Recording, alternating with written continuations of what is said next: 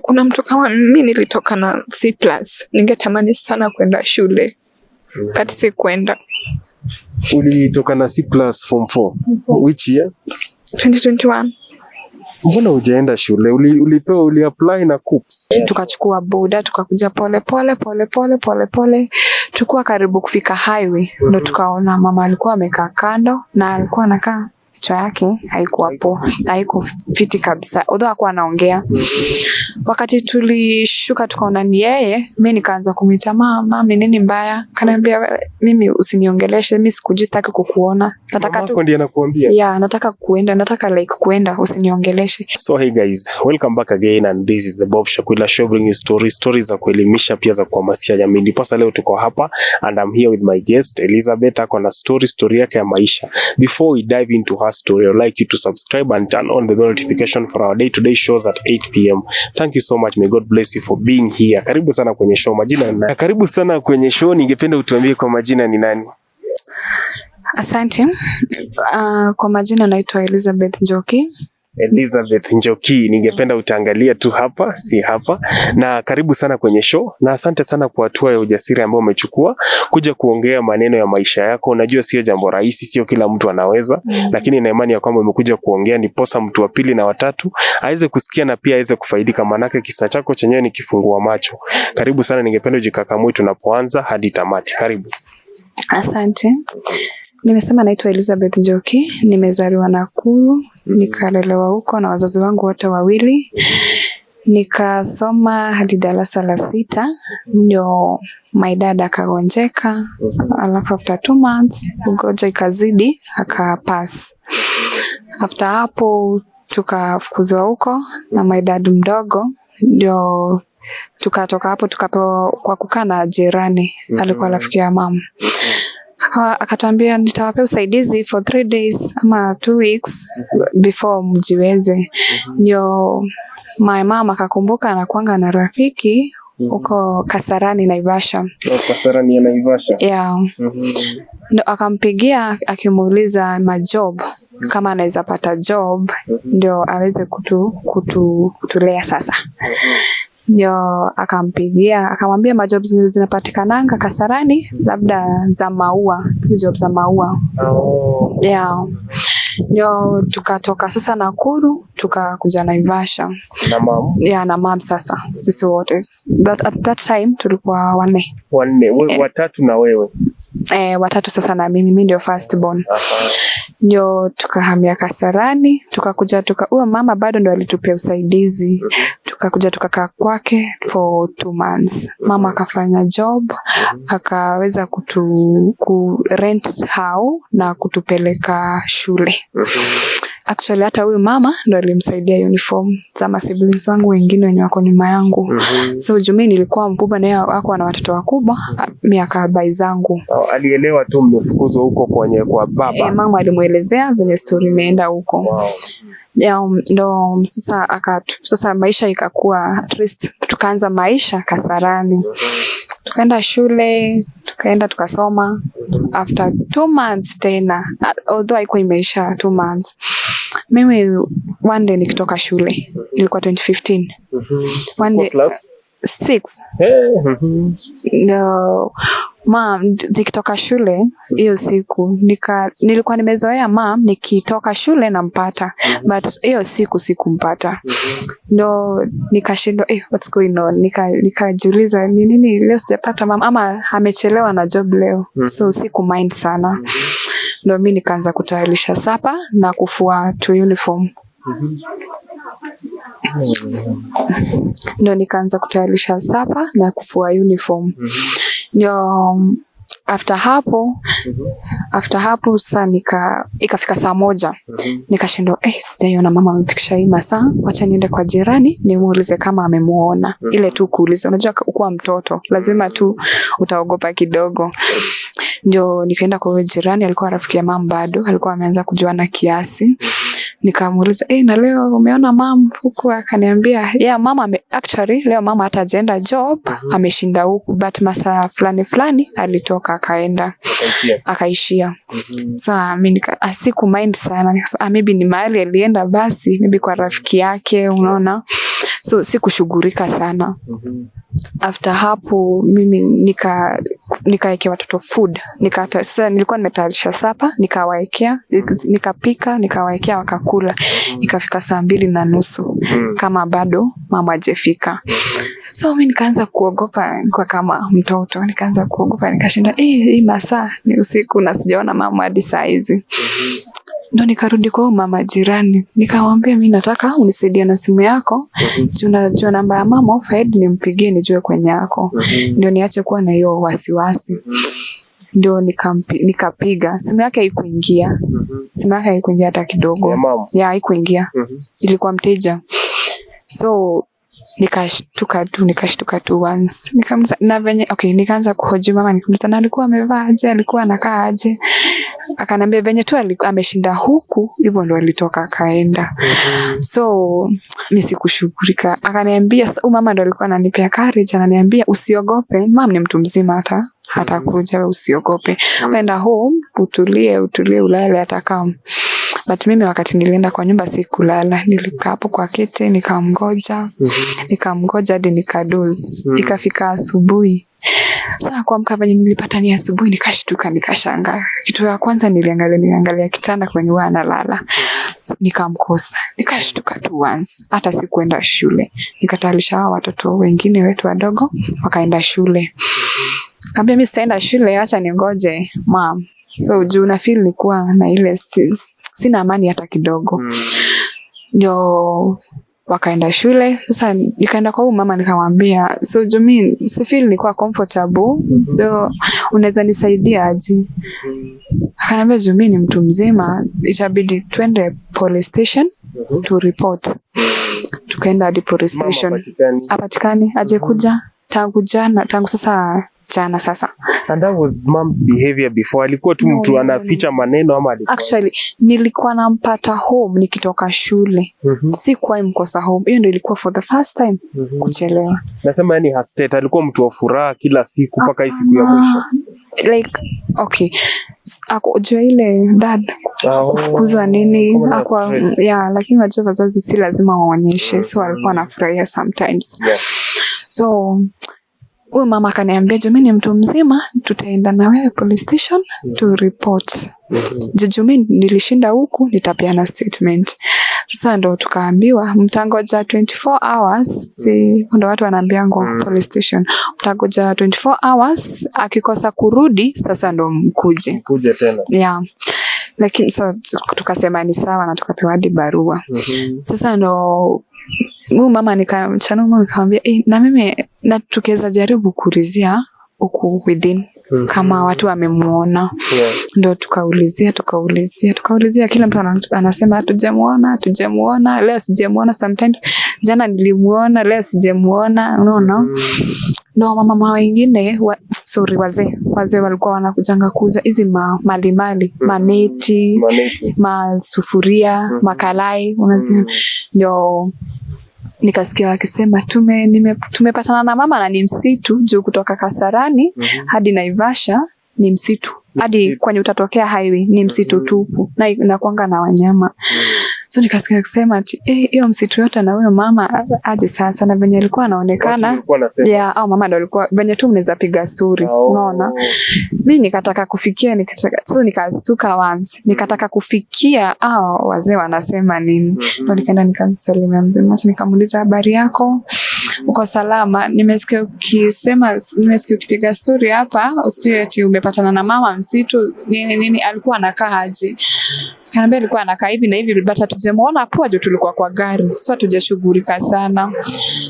Ndio nikaambia huyu mama, kwa nini tusichukue, kama uko na please nisaidie tu kwa saa hizi, twende tu confirm kama ni yeye. Juu nakumbuka hizo stress za dad unaweza, so ndio maana nilikuwa nastuka. Ulikuwa unashtuka? Yeah. No, tukaenda na huyo mama, tulichukua boda. Tukaenda tukujuu kwa gari uwezi ona poa. Tukachukua boda, tukakuja pole pole. Tukua karibu kufika highway, ndio tukaona mama alikuwa amekaa kando na alikuwa anakaa kichwa yake haikuwa poa, haiko fiti kabisa, although hakuwa anaongea. Wakati tulishuka tukaona ni yeye, mimi nikaanza kumuita mama, ni nini mbaya? Kaniambia mimi usiniongeleshe, mimi sikujui, sitaki kukuona. Nataka tu ndiye anakuambia. Yeah, nataka kuenda, nataka like kuenda, usiniongeleshe. Yeye anataka tu kuenda. Ndio tukasaidia mtu wa boda akatusaidia, akamwambia sasa juu tunaona condition ya mama yako haiko poa, acha tumpeleke hosi. Juu hii ni msitu, tujui nini alifanyiwa kwa msitu, kwa barabara. Kama ametembea kutoka Kasarani hadi karibu highway ya kwenda Nakuru, hatujui nini amemtokea. Ndio tukaenda hosi ya district, Naivasha district. Akaangaliwa na daktari. Na daktari akatupea report, akatuambia mamako like sasa akuniambia mama, aliambia mama, huyu mama akona depression. Ndio nikauliza mama, depression? Okay, kwani depression inakaanga aje? Mimi penye nilikuwa najua depression, nilikuwa nasikia depression ni kuwa wazimu. Ndio daktari akatuelezea, akaambia huyo mama, depression si uti unakuwa wazimu, like unakuwa akili zako haziko sawa. So nakatambia condition ya huyo mwanamke hayuko sawa, itabidi apelekwe Gilgil, Mathare. Kuna Mathare Gilgil? Gilgil kwa hapa Gilgil. Sasa tukaambia daktari, okay, sisi hatuna pesa za kumpeleka. Hakuna venye unaweza mdunga shindano ama dawa zinaweza zikamsaidia atulie. Sasa hizo mlikuwa mmemshika kwa nguvu ndio mumpeleke? Ndio tumpeleke. But wakati alidungwa shindano alitulia like ni design, alitulia hadi tukaweza kumpeleka huko Gilgil. Sasa huyo daktari tukamwambia juu sisi hatuna pesa, sasa itabidi tusaidie na either shindano like ama dawa. Hatuna pesa za kumpeleka Gilgil. Huyo daktari akajitolea akasema, mimi nitawalipia fare na Zalia za kumsimamia leo, mwende mpeleke angalie na huyo daktari wa huko, daktari mkubwa wa huko. Nimewatuma kwa daktari mkubwa wa huko Gilgil, wa Gilgil mwenye anaangalianga akili. So tukampeleka na akapimwa. Huyo daktari alituambia this woman anahitaji kuangaliwa sana, so anahitaji kukaa huku for a long time. So mimi nikashtuka, nikashindwa, niko class 6, ni kuja kuangalia mama, ni kusoma ama ni kwanza ama ni kulipia school fees. Mama alikuwa amelipa bado hapo niko class 6 bado. Mama alikuwa amelipa term mzima. So ndio tukarudi sasa. Huyu mama akaniambia turudi home kwanza, tufikiri tushamwacha, haina shida, atatengenezwa. So mama wakati turudi home akaniambia, mimi nitakuwa nakusaidia juu bado uko mdogo, nitakuwa nakusaidia kumpelekea food. Actually ilibidi niache shule for that time. Juu sasa watoto wanahitaji food. Mom anahitaji bado food ya kupelekewa. Na mimi ndio first born. Na huyu mama siwezi mwekelea mzigo ya watoto wetu na nimwekelea mzigo ya mom. Na amejitolea kunisaidia penye ataweza. So ndio mama akanisaidia, month ikapita. Mimi hapo sasa ndio nilianza kuosha vyombo, naenda hivyo nikajua hadi kufulia watu, kuosha nyumba. Pesa ninapata kidogo na nunua food. Ilienda hivyo hadi sasa mama akakuwa hadi ananijua jina, akapona, akakaa ni kama amepona. Ndio ikafika time daktari akatuambia sasa mnaweza enda na huyo mzazi home. Sasa ako poa.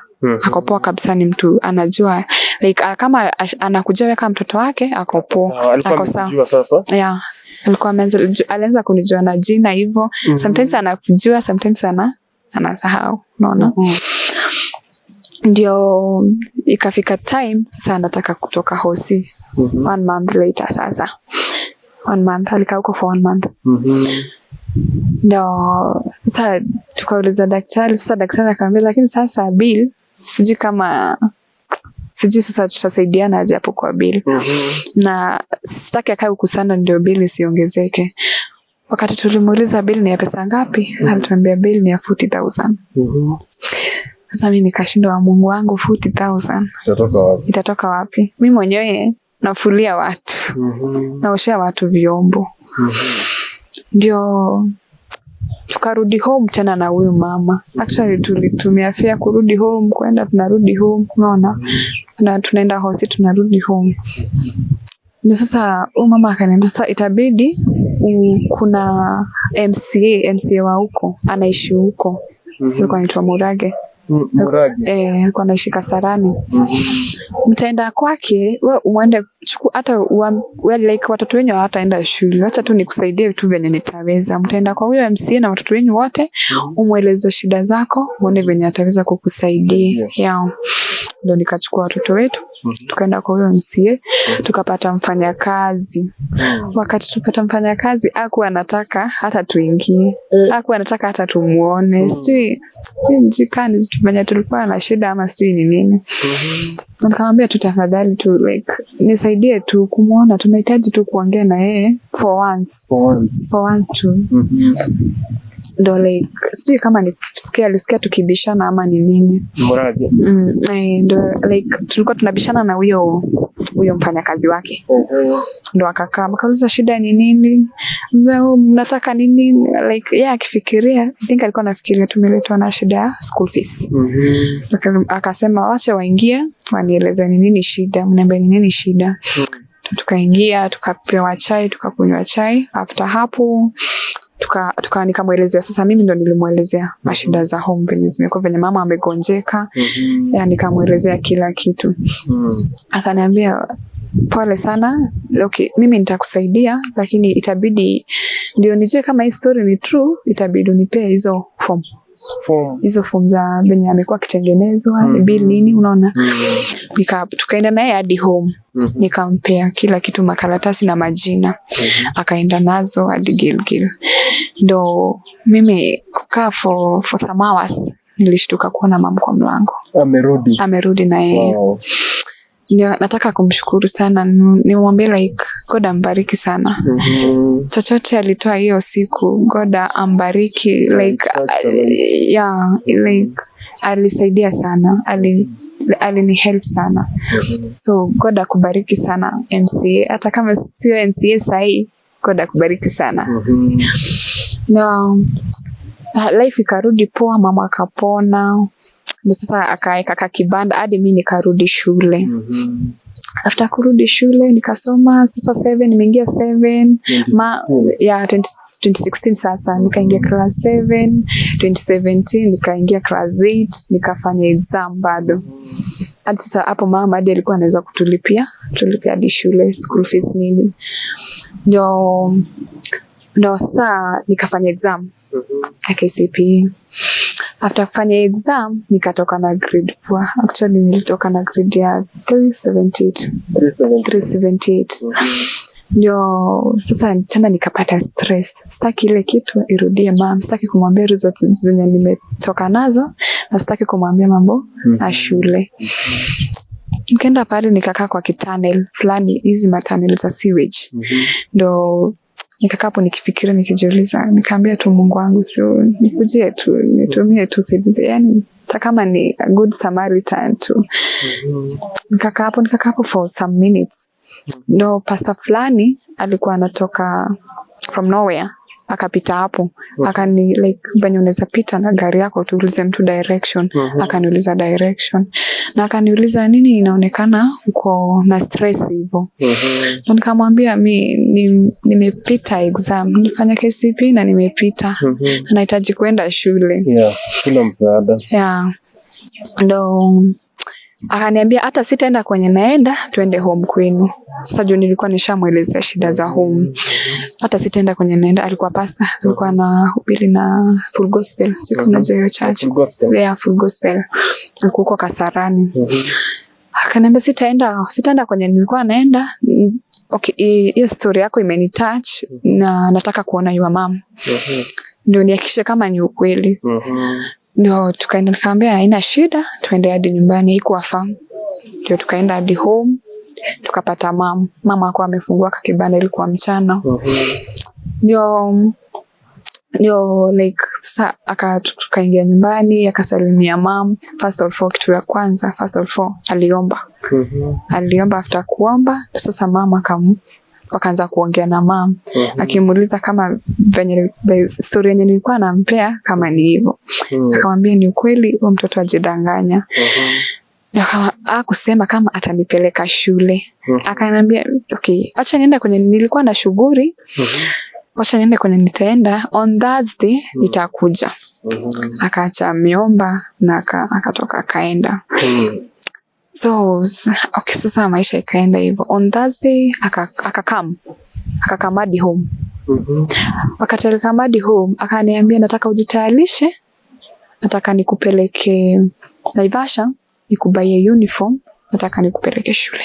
Huyu pastor. Yeah, huyu pastor.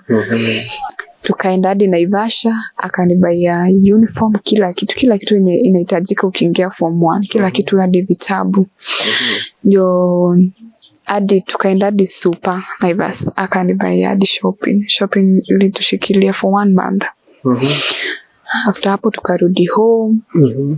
After kurudi home ndio akanambia juu tulikuwa tumebakisha kama 2 weeks ndio watu waanze kujoin form 1. Form 1 sasa. Yeah. Ndio after hapo 2 weeks zikaisha, akanipeleka shule. Actually that's the okay, sijui kama okay, sijui nielezeaje. Juu alilipa shule kutoka form 1 hadi form 4. 4 years. Shule gani hiyo? Kasarani High School. Kasarani High School. Yeah. Ilikuwa D.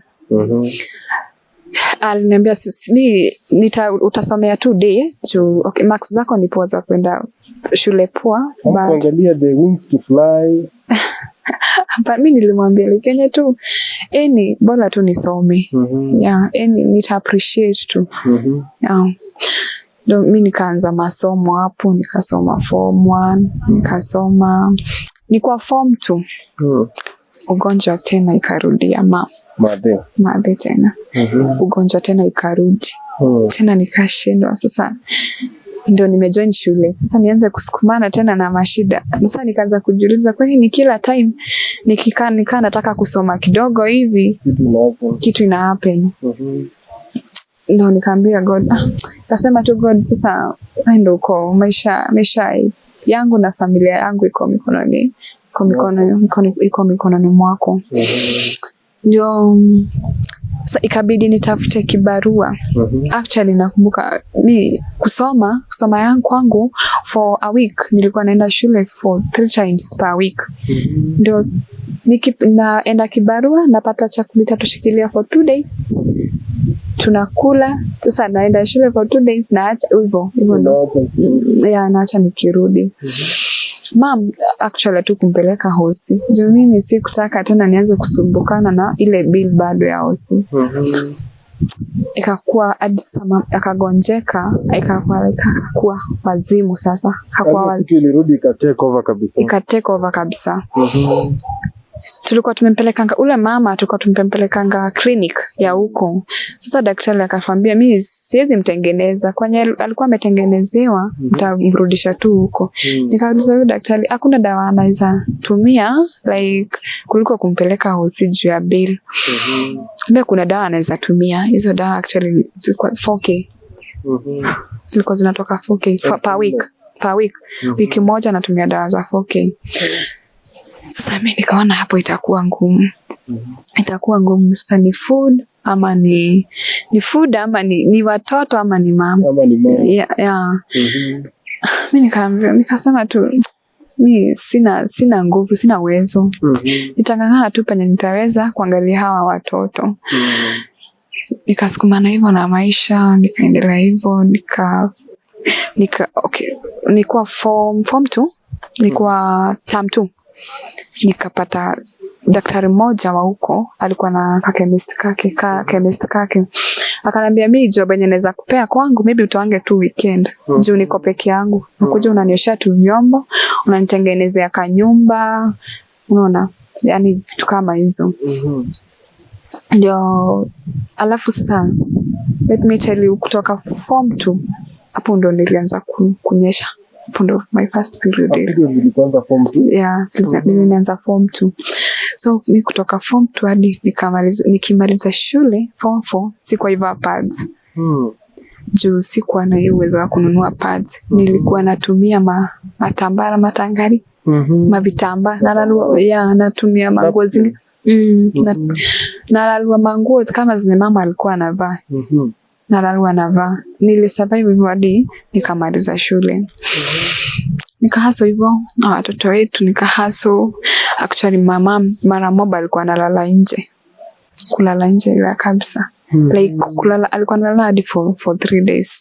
Tukimpata juu tulikuwa tunaishi single, si eti ile ungeweza kumweka kwa nyumba tumfungie kwa nyumba akae hivyo, unaona. Na ukimfungia alikuwa wale watu wakubwa, like si like ungeweza like kushindana na yeye nguvu, unaona. So ikabidi like maisha ikakaa hivyo. Ndio kafika time nikaanza kufanya exam. Sasa nikafika form 4. Nikaanza kufanya exam. Ndio after kufanya exam sasa nilikuwa nimefanya exam after 1 week. One day nikitoka shule. Nikitoka sasa kufanya exam. Pia my brother alikuwa anafanya exam ya KCPE. Nikapata akwa amefungwa na kamba akiambiwa anyonyeshe mtoto mwenye sijui alikuwa ametokanga wapi, katoto kadogo. So ndo mimi nikashtuka, nikaingia kwa nyumba, nikashtuka, nikaanza kuuliza mama, nini mnauliza mamangu, kwani nini amefanya? Nini inafanya mfunge na kamba? Sasa mama alikuwa sana anaambiwa anyonyeshe mtoto. After hapo sasa huyu mama akaniambia the same jirani mwenye ameshikunisaidia. Akaniambia utaacha kufanya exam because of the baby. I will take care of this baby.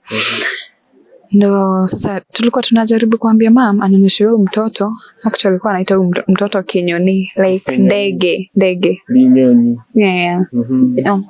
Ndio nikafanya exam. Huyo mama akaniendelea huyo mtoto for hiyo 1 month. Nikamaliza exam. After hapo sasa mama akapotea home ya kabisa. Actually hadi wa leo mimi sijawahi muona. Siwezi kuambia kwenye yako. Nimeishi kumtafuta hadi wa leo. Nimeishi kumtafuta. So mimi nikaendelea sasa, ndio nikatafuta kibarua sasa juu nimemaliza shule sasa naweza fanya job. Sasa ni mimi na watoto. Alipotea na this small baby. No, hawezi. Ako anamkubali. Hadi kunyonyesha alikuwa anamkataa. Alikuwa anakataa kumnyonyesha. So sasa nikatafuta sasa job naweza endanga kila siku, but kupata hiyo job bado ilikuanga ngumu. But bado nafanya kwa daktari weekend. No, nikahaso hivyo, nikaanza like nikahaso, naenda kwa mtu anakupea kubarua, tuseme amekupea nguo za 200, nguo za 200, atakupea hiyo 200, anakupea unga. Sasa unamuuliza, shwari madam, nimefua nguo, nilikuwa nimekwambia nguo ni 200, kwa nini usinipatie tu pesa nijipange nazo? Okay, nilikueleza shida ya kwetu, shida yenye mimi niko na watoto wanafaa kuangalia, niko na watoto wanafaa kukula, wanafaa kwenda shule. Anaanza matusi, anaanza kuniambia eti venye unateta, si ushukuru hata hiyo unga, si unateta nini, unafaa ushukuru hata hiyo unga unapata. Sasa mimi nakosa, sitaki kujibizana na mtu, unaona. Nakosa tu maneno ya kuambia, naambia tu ni sawa, haina shida. Next day natafuta kwingine. Lakini ukikaza hivyo hao watoto wanaendelea kusoma hiyo siku. Wanaendelea tu kusoma, lakini deni ya shule kulipa ni shida. Actually kitu yenye mimi nilikuwa na afford tu ni chakula, rent, school fees. Siwezi danganya, sijailipa school fees ya Kasarani. Ndio nikafanya job, sasa nikahaso hivyo, nikahaso. Tulikuwa tunakula hadi ugali na chumvi. Ugali na chumvi. Ungakula ugali kutoka Monday to Sunday. Unakula ugali na madharo. Ukikosa mboga, unakaanga nyanya na vitunguu. Unakula. Unapea watoto hiyo. Kama ni maziwa, huyo mtoto anahitaji maziwa. Huyo mtoto actually aliishi tu kukunywa strong tea. strong tea, singe afford maziwa. Maziwa hata ukiafford, una afford maziwa hata ya 2 days. Huyo mtoto alikuwa amekonda hadi watu ananiuliza kwa nini mtoto ako na koshi yako ama ako na nini cholera. Naambia hapana, mtoto ni maziwa, mtoto anafaa kuwa akinyonya sahi. But hana hadi maziwa. Unaenda kufanya kwa mtu kibarua, kunanyesha, uko na katoto kadogo kako 3 months. Unaenda kufanya kibarua kwa mtu, kunanyesha, badala ya kuambia uingisha mtoto ndani ya nyumba, unaweka mtoto hapo kando, unamfulia na kunanyesha. Like nikavumilia tu hivyo, nikavumilia up to this time. Nikavumilia. Ndio huyu mama mwenye alisaidia kuja Kasarani akaniambia, juu unaona like challenges zenye unapitia, kuna mama wako hata ashakuwa wazimu, ashaenda. Mimi venye naweza kusaidia, mtatoka sasa mama yake alikuwa amezeeka. Sasa akaniambia mama anahitaji mtu wa kumkaisha. Sasa tunaweza kusaidia, mtaenda Kinangop. Karibu na engineer. Huko utakuwa unapata vibarua za viazi na ukilima kutoka asubuhi hadi saa 7 ni 300. Lakini ukilimia viazi for 2 days unalimia viazi for 2 days. Juu viazi ndo moja ni 600. So unalimiza viazi for 2 days. So ukilimiza viazi sasa mnachemsha viazi bila mafuta, mnachemsha hizo. Ni kukula tu hivyo. But sometimes ulikuwa unapatiwa pesa, at least unajaribu kubalance. Unata tumafuta nini. Ikafika mahali huyo mama akagonjeka ugonjwa wa sukari. Akapasi. Tukaachiwa huko. After kukaa huko for a time ndio au masista zake ama brothers wake wakakuja wakatuambia tumepewa naitwa JE, naambia before uhamtoke huku juu sisi ya notice tumewapa notice ya 1 month mnafaa mtoke huku. Alafu ukumbuke tuliacha kwetu Kasarani tukubeba hadi nguo, tukubeba anything, hakuna kitu tulikuja nayo. Tulikuja hivyo. Sasa mimi nikashindwa, sasa naanza wapi? Sina hata sufuria, si zangu, tulizipata huku, kila kitu, blanketi, kila kitu tulizipata huku. But hawakutaka hadi kunisikiza. Nikajaribu kupigia ndio rafiki ya mama, hakunichukulia simu, hadi leo nichukuliange simu. So ndio nikachachenyewa nasomanga na Chacha Victory. Nikaenda nikaongea na huyo mama wa pasta, bibi ya pasta. Sasa nikamwambia sasa mimi niko na shida fulani na kwenye tulikuwa tumepewa kwa kuishi ilikuwa place kama hii. Place ilikuwa tu ya matope. Ndio nikamwambia place tulikuwa tumepewa kuishi tumepewa notice ya 1 month tuhame. Na kuhama si shida kama hatuna hadi kitu. Hatuna kitu ya movie ya kulalia. Ndio akamwambia mimi nitajaribu venye nitafanya. Niongee na hao mama wa church chenye mtu ako nayo, hata kama ni blanketi, hata kama ni kitambo, nyie msimind, as long as mpate vitu za kulalia. At first akafanya hivyo, tukapewa vitu, tukachangwa tu vitu, sufuria, mattress na blanketi. Ikafika time sasa ndo tukahama after hiyo 1 month. Alafu after hapo ndo nyumba yenye tulihamia. Ni time kulikuwa kunanyesha sana. Like sikuwa kulikuwa imenyesha El Nino. Sikuwa najua nyumba tumehamia inanyesha like inajaa maji.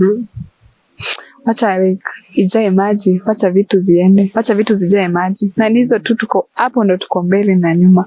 Alafu mom ni wa children's home, alikuwa ametoka children's home. Nilikuwa namuuliza ngasti, sina show nini hivyo. Alikuwa ananiambia ametoka children's home. So hakuna mahali ati tungetafuta usaidizi kwa relatives, na huko tulifukuzwa. So hatungerudi huko. So ndio nikasukumana hivyo na maisha, tukasukumana hivyo. Alafu bado bro, kuna Chris nimesema kusema bro yangu akitaili. Hapa ndo tukuje kuhamia huko Kinangop. My brother alikuwa ataili. Ndio huyo mama jirani huko Kasarani kwenye tulikuwa tunaishi, akaniambia juu pia alikuwa na kijana alikuwa anataili. Akaniambia mimi nitakusaidia na hao, like watashare hao moja. The same daktari mwenye nilikuwa nafanyia job, nikaenda nikajiongea kwake, nikamwambia my brother anahitaji na hii. And you know, kwa Kikuyu kwa kijana asipotaili unaanzanga kuongelelewa vibaya na vijana, like unaweza hadi pigwa. So nikaona haina haja brother yangu apitie hiyo aibu, so nikajaribu venye nitafanya. Nikaenda kwa daktari, nikajiongea, nikamwambia unaweza nikopesha hata kama ni 5k tu tafadhali tu, like nizifanyie tu kazi, nitazifanyia kazi, haina shida. Akaniambia tu juu umejiongea kama mtu mzima na umekuja na respect na umekuwa ukinifanyia job poa, mimi nitakupa hizo do for free. Akanipea 5k, nikabaya my brother slippers na ka shopping, na nikalipa daktari 1500 na akataili, but hakujoin shule. After kutoka hadi wale hajajoin shule. Yeah, akatoka akapona. So no, tumekuwa tukisaidiana naye hadi sasa. Pole sana.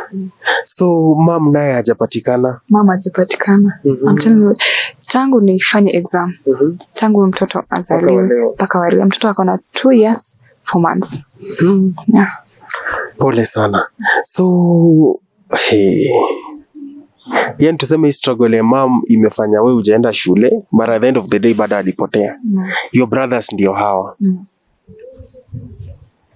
They still need help. Pole sana. Story yako? Niko kuna mama ako hapa mwenye aliniambilia sasa huku rehab. Alinitafutia job Nairobi. Nafanya job Nairobi, but na job ya house help. Nalipwa 4k. 4k nafaa kulipa nyumba for 1 month tunalipanga 2k. Sasa unaona 4k ni tricky kulipia ndio watoto school fees. Yeah.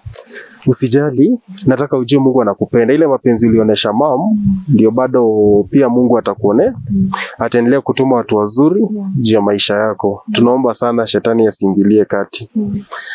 Sasa mtu angetaka pengine ya kusupport, kusaidia, atakupata kwa nambari gani ya simu? Before nipeane namba ya simu, nataka like niongeleshe watu wa rika yangu. Wasichana by the way. Wasichana. Hata vijana like ukiona like kama uko na wazazi like wanakusupport, uko na mzazi anakuaffordia kila kitu, food, school fees, just appreciate. Because kuna mtu kama mimi like nilihitaji hiyo usaidizi, but sikuipata. But kama wewe mzazi wako anakupatia kila kitu, akaona afya, just thank God. Shukuru God. Juu kuna watu wengi kama mimi. Nauliza tu my mama angekuwa poa. Nauliza tu like usijali. Unaweza. Mungu anakupenda. Unasikia? Mungu anakupenda sana. Never lose hope. Hao wasichana unaongelesha wananipigia simu. Kaniambia wana food. Okay, inashindwa ni nyumba ama ni food. So kama uko dem, just appreciate na usome. Like juu kuna mtu kama mimi nilitoka na C+. Ningetamani sana kwenda shule. But si kwenda. Ulitoka na C+ form 4. Which year? 2021. Mbona hujaenda shule? Uli-apply na KUPS? Hata ningetaka kwenda singeenda juu ya watoto. Yeah. You have your documents. Kuna mtu atataka kusaidia. Yeah, I have my documents. Niko nazo. Tuma kwa WhatsApp alafu niwapatie hapo kwa video, si ndio? Yeah. Sawa. So mimi niza advice msome. Sasa naonanga wasichana ukilipiwa shule unaenda unaolewa, unapata ball. Like chekeni viatu za wazazi wenu, like mjaribu kuona venye wazazi wenu wana hustle kuwalipia shule, venye wamestruggle kuwalipia shule. Kuna wasichana wengi sana wanauliza at least wapate hiyo chance, but wanakosa. So tafadhali tumsome, making wazazi wenu wakuwe happy juu yenu. That's all. Sure. Asante sana kushare story yako. Nina imani ya kwamba kuna a good number of people wenye wamekusikia na wameweza kuelewa siku hii ya leo. And they will also just take the bull by the horns, ndio? Maisha lazima waishike, pia waishi wajue vile mambo iko. Thank you so much. May God bless you. Umepeana namba ya simu? Namba ya simu ni 0712 39 11 41. Majina ni? Itatoa Elizabeth Mburu. That's your name? Yeah. Asante sana kwa muda wako. Guys, that has been the story of Elizabeth Njoki. Mmesikia story yake ya maisha, mnaona ni maisha yanabembea. Sisi tuseme ni bembea ya maisha, lakini tunapata anapitia mambo mengi pale. Mtoto wa kike pale nje unajifunza mengi kutokana na story yake. Kama una uwezo, una mzazi pale, respect the parent na pia uweze kusikia mambo anakuambia. Ndio tusijipate pia hapa wakati mwingine. Thank you so much. If you have anything ya kusupport Elizabeth, aweze pengine kusupport familia yake, pia kurudi shuleni, tuweze kumpigia, nambari yake ya simu iko pale. Thank you so much. God bless you.